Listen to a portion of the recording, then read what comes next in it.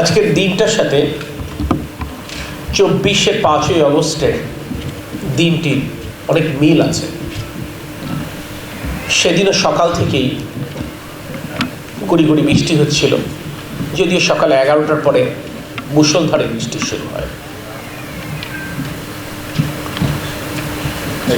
5ই August 2024-এর সকালবেলা অন্তত যশোরের রাজপথে আমরা যারা ছিলাম তারা কেউ নিশ্চিত ছিলাম না শেখ হাসিনা যাবেন কি না, গেলেও সে দিনটি কবে আসবে এবং মুহূর্তটি কখন।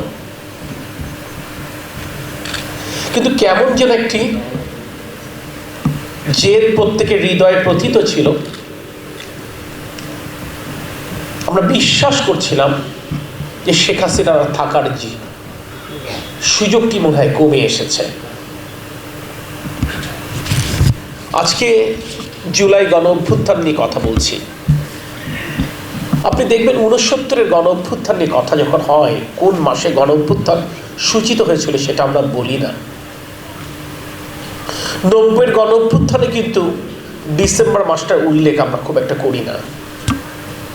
হয়তো জুলাই একটি আলাদা মাহাত্ম্য ছিল, যে কারণেই কিন্তু আমরা 36শে জুলাই ফ্যাসিস্টের পতন এই কথাটি উল্লেখ করেছিলাম। তখন একটি সময় ছিল শেখ হাসিনা চাইলে সবকিছু পাল্টে দিতে পারেন। তার প্রত্যুত্তরে ছাত্ররা সবকিছু পাল্টে দেওয়া শুরু করলো।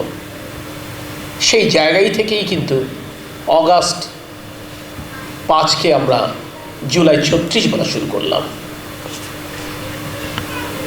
যে কথাটি বলছিলাম, অতীতের গণ অভ্যুত্থানগুলোর কথা যদি আমরা চিন্তা করি, নির্দিষ্ট একটি মাসের কথা আসে না। কেন আসে না? কারণ অভ্যুত্থান একদিনে রচিত হয় না। অভ্যুত্থান সংগঠনের জন্য দীর্ঘ পথ পাড়ি দিতে হয়। বহু রক্ত ঝরে, বহু আত্মত্যাগ, বহু মানুষের দীর্ঘশ্বাস, শত লক্ষ মানুষের অপেক্ষা, সব কিছুর সম্মিলনে একটি অভ্যুত্থান সূচিত হয়। আমি তো মনে করি এই অভ্যুত্থান সূচনা হয়েছিল, অর্থাৎ অভ্যুত্থান রচনার পটভূমি তৈরি হয়েছিল 2008 1/11 সরকার উত্তর প্রথম যে জাতীয় সংসদ নির্বাচন, তৎকালীন বাংলাদেশ জাতীয়তাবাদী দলের নেত্রী দেশনেত্রী বেগম খালেদা জিয়ার একটি স্লোগানের মাধ্যমে, দেশ বাঁচাও মানুষ বাঁচাও। শেখ হাসিনার জগদ্দল পাথর যত তীব্রভাবে আপনার আমার বুকে একের পর এক, দিনের পর দিন চেপে বসতে থাকলো, প্রতি মুহূর্তে বাংলাদেশের মানুষ উপলব্ধি করলো দেশ বাঁচাও আর মানুষ বাঁচাও বলতে দেশনেত্রী বেগম খালেদা জিয়া কি বুঝিয়েছেন। রাজপথে যারা ছিলেন, এই আন্দোলনের নেতৃত্বে যারা দিয়েছেন, তারা জানেন আমার ছাত্র দল, যুব দল, স্বেচ্ছাসেবক দল কিংবা বিএনপি কিভাবে তাদের পাশে ছিলেন। তৎকালীন জেলা প্রশাসন, তৎকালীন পুলিশ প্রশাসন জানেন বিএনপি কিরকম চাপ তৈরি করেছিল।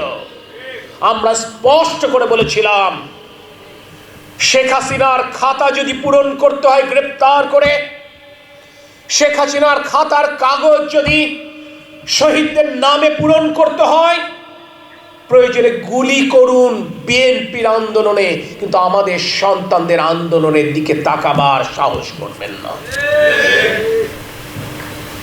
তাই 5ই আগস্ট গণ অভ্যুত্থানের পরেও আমাদের নেতা তারেক রহমান কোনোদিনই একদিন এক মুহূর্তের জন্য কৃতিত্ব দাবি করেননি। তিনি স্পষ্টভাবে বলেছিলেন, আজকের এই অর্জন সমগ্র বাংলাদেশের অর্জন। গণতন্ত্রকামী সকল রাজনৈতিক সংগঠন, সকল সামাজিক সাংস্কৃতিক সংগঠনের ঐক্যবদ্ধ প্রচেষ্টার ফল। প্রশাসনে যারা কাজ করতেন তৎকালীন সময়, সকলেই কি ফ্যাসিস্টের দোসর ছিলেন? নিশ্চয়ই নয়। তারাও তাদের মতো করে এই আন্দোলনে শরিক হয়েছিলেন।